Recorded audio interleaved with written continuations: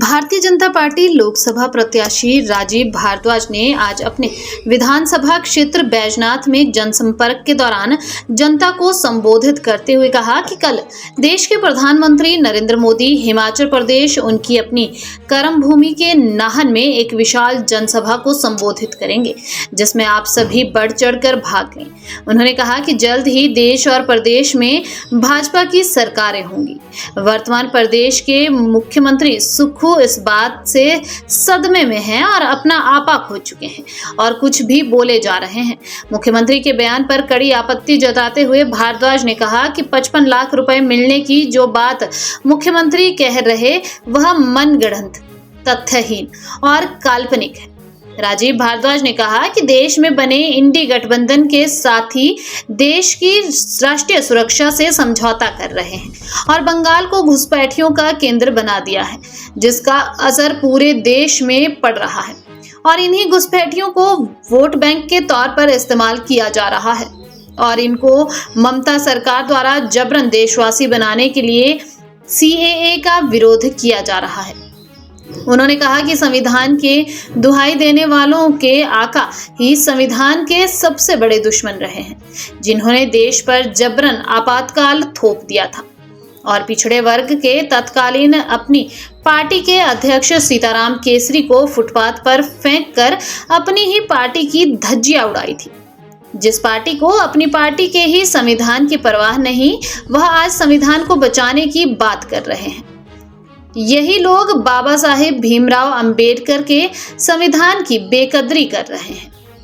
खुद को दलितों का मसीहा बताने वाले व हमेशा वोट बैंक की तरह इस्तेमाल करने वाले ही आज दलितों के आरक्षण का विरोध कर रहे हैं तथा दलितों पिछड़ों के आरक्षण को छीनकर वोट जिहाद करने वालों को इनके हक का हिस्सा देना चाहते हैं।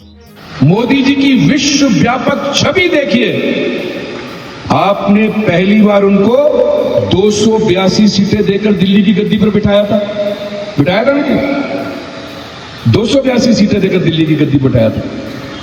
होता क्या है कि जब आपने जिता दिया, किसी को सत्ता पे बिठा दिया, एंटी इनकम्बेंसी शुरू हो जाती है, जैसे मैंने कहा आपको। लेकिन मोदी जी का करिश्मा देखिए, 2019 में जब चुनाव आया, उन्होंने अपना रिपोर्ट कार्ड पूरे देश की जनमानस के बीच में रखा।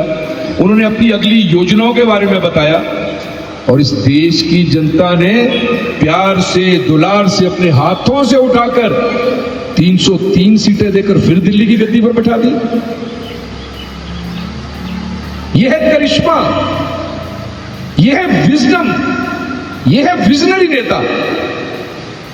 और इस बार जब हम चुनाव के मैदान में हैं, मोदी जी अपनी रिपोर्ट कार्ड तो दे रहे हैं, अपने 10 वर्षों में उन्होंने क्या किया ये तो बताया, साथ में आने वाले 25 वर्षों में देश की तस्वीर क्या होगी उसकी योजना भी आपको बता रहे हैं। वो कहां मिलेगा ऐसा करिश्माई नेता, मुझे बताएं, कहां मिलेगा ऐसा करिश्माई नेता। और इस बार क्या लक्ष्य है?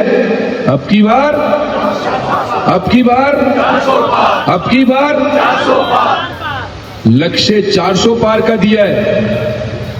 ये जो बड़े बड़े राजनीतिक पंडित हैं, बड़े बड़े पॉलिटिकल एनालिस्ट हैं, जो चुनाव के दिनों में ये भविष्यवाणियां करते हैं कि किस दल को कितनी सीटें मिलेंगी, ये जो सिफोलॉजिस्ट होते हैं, मैं पूरे विश्वास के साथ कह सकता हूं 4 तारीख को जब रिजल्ट निकलेगा, ये बड़े बड़े राजनीतिक पंडित, बड़े बड़े पॉलिटिकल एनालिस्ट अपने दांतों तले उंगली दबा लेंगे। इतना बड़ा जन समर्थन नरेंद्र भाई मोदी को पूरे देश में, हिमाचल प्रदेश को पार्लियामेंट्री में मिलने वाला है। के विषय में बात करता हूं तो सामने से 7 लोग उठकर और ऐसी योजनाएं मुझे बता देते हैं जिनका मुझे भी पता नहीं है। इतना जागरूक है हमारा वोटर, इतना जागरूक है हमारा वोटर। केवल इंतजार कर रहा है वो भारतीय जनता पार्टी के कार्यकर्ता का कि कब मुझे न्योता मिले और मैं उठ के मोदी जी की बात करूं। तो ये अंत के जो 5-6 दिन बचे हैं, ये आपका धर्म है, हमारा सबका धर्म है कि अब मुझे बैजनाथ में क्या हो रहा है इसकी चिंता करने की आवश्यकता नहीं है। तो पपरोड़ा में बीजेपी की क्या स्थिति है, इसकी चिंता करने की आवश्यकता नहीं। मेरा बूथ यदि जीत गया, मैं अपने बूथ से यदि इस बार 10% की बढ़ोतरी कर देता हूं, आपको याद है ना मोदी जी ने आह्वान किया, आपका क्या आह्वान किया इस बार मोदी जी ने, क्या अपील की आपके द्वारा? इस बार आपके साथ एक अपील किया मोदी जी ने कि आप अपने बूथ पर 10% वोट की वृद्धि करेंगे, 10% वोट की वृद्धि करेंगे। वो वृद्धि कैसे होगी? वो वृद्धि तब होगी जब आप अपने गांव में, अपनी गली में, अपने कूचे में वो 15 घर आइडेंटिफाई करेंगे कि ये जो 15 घर हैं ये हमारे साथ आ सकते हैं। यदि मैं उनको अपने साथ ले आया तो 10% वोट की वृद्धि मेरे बूथ में हो जाएगी।